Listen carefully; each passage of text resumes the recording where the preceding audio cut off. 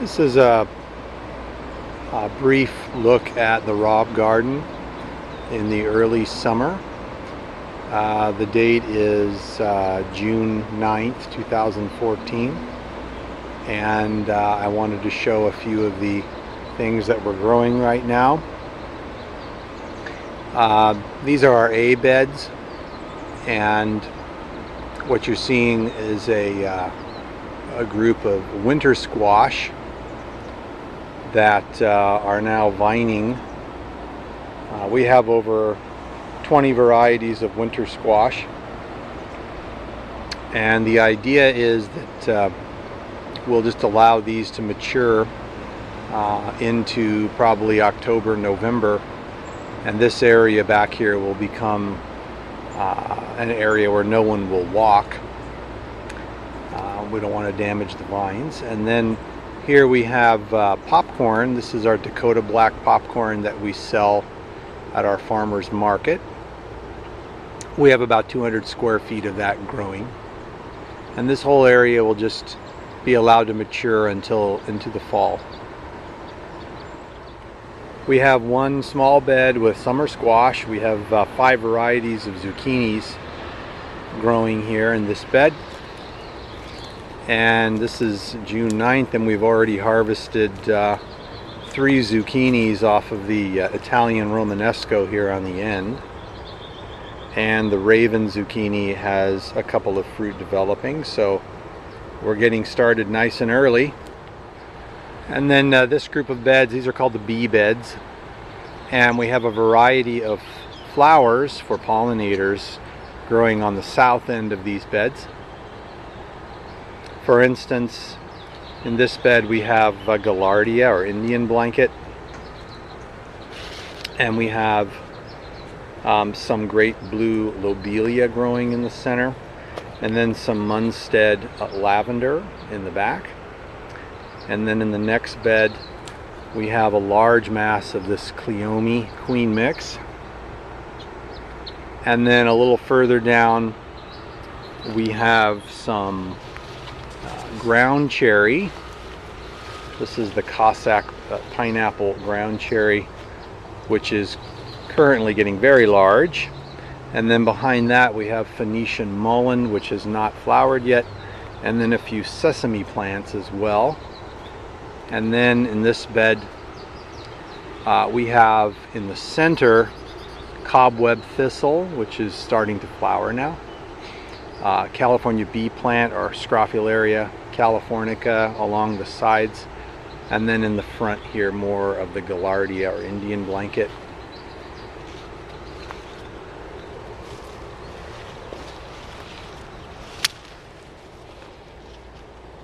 And then finally in the first bed here we have Cosmos.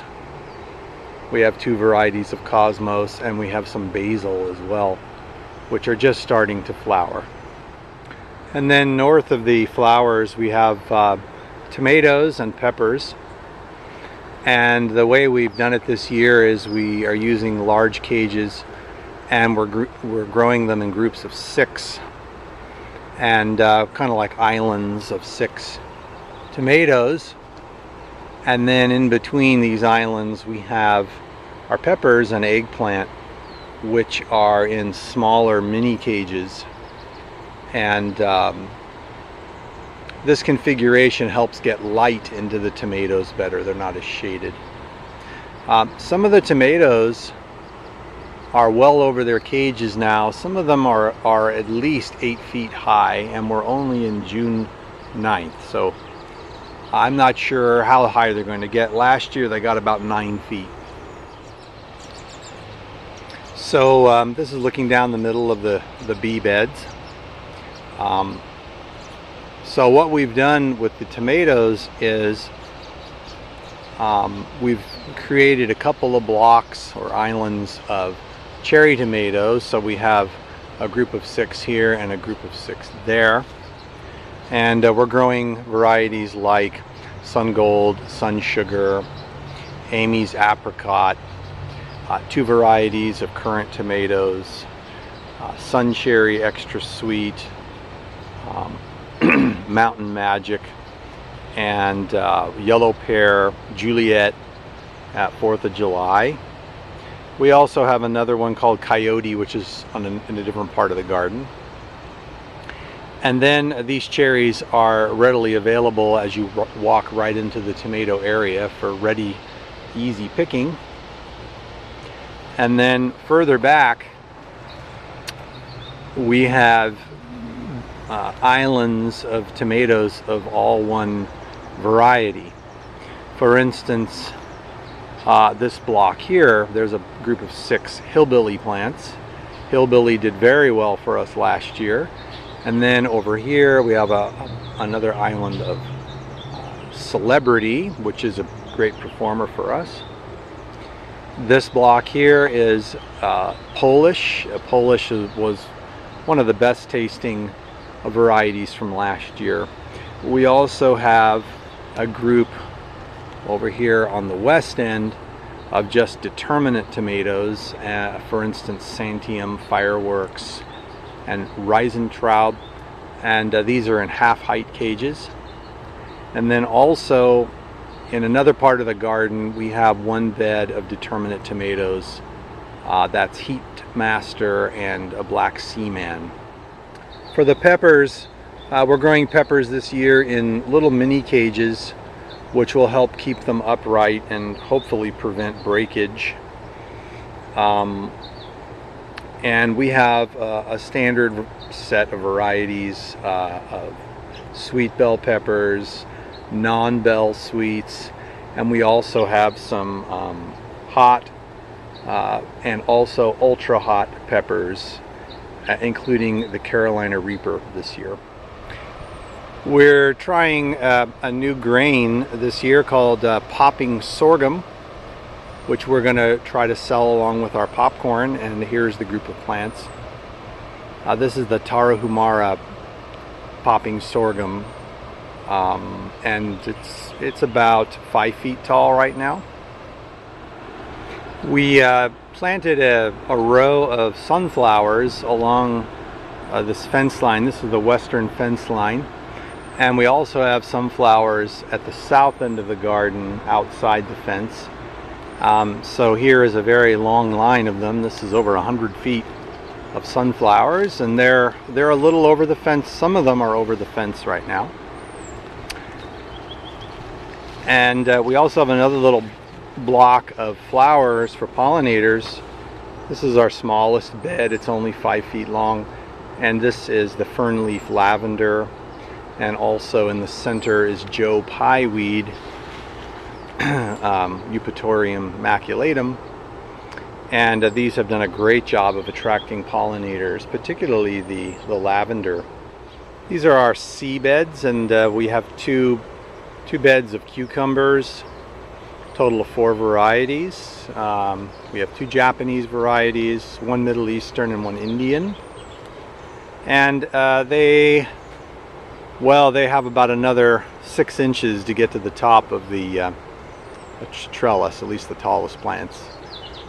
They will eventually go up and over, and the first Middle Eastern cucumber was harvested yesterday. In the center breezeway of the garden we have 9 wine barrels, and they're planted with hollyhocks. This is the variety called Indian Summer, and they're probably 8 to 9 feet tall at the moment.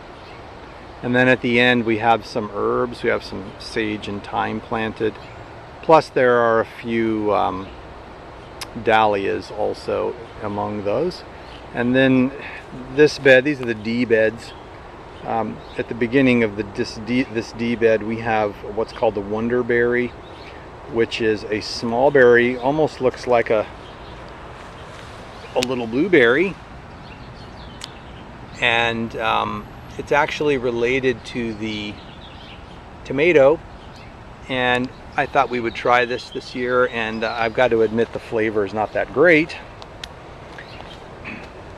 And then behind that we have zinnias, several varieties of zinnias, and then running down the center we have Tithonia, or Mexican sunflower.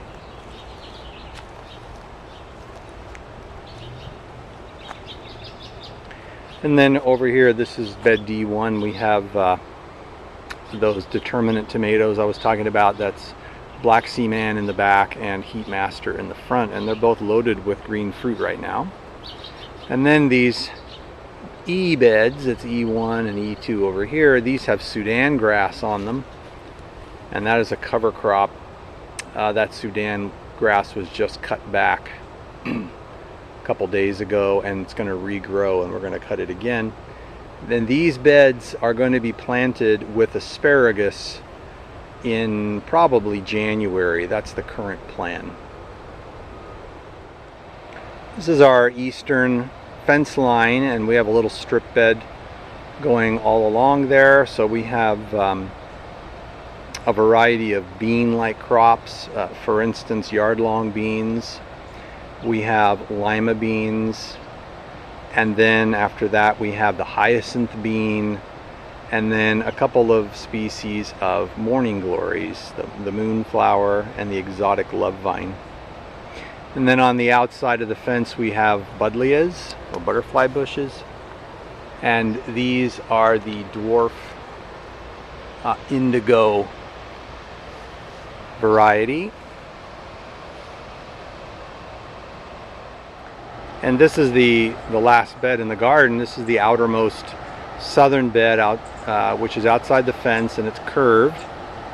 And here we have 9 different sunflower varieties planted and labeled, and they're different heights. None of them have started flowering yet. And then underneath them are calendulas that have self-sowed from the spring, and they're going to be kind of a ground cover under these sunflowers.